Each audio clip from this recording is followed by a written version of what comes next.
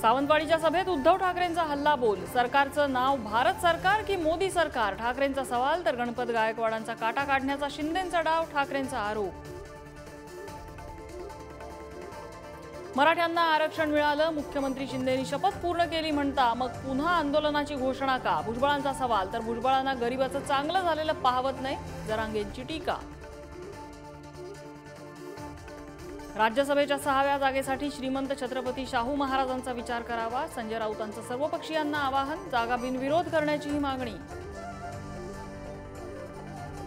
बारामतीचा लोकसभेचा उमेदवार लवकरच जाहीर करणार, अजित पवार लोकसभेच्या तयारीसाठी मैदानात। तर शेवटची निवडणूक सांगून भावनिक केलं जाईल, त्यांचं ऐकू नका, अजित पवारांचं बारामतीकरांना आवाहन।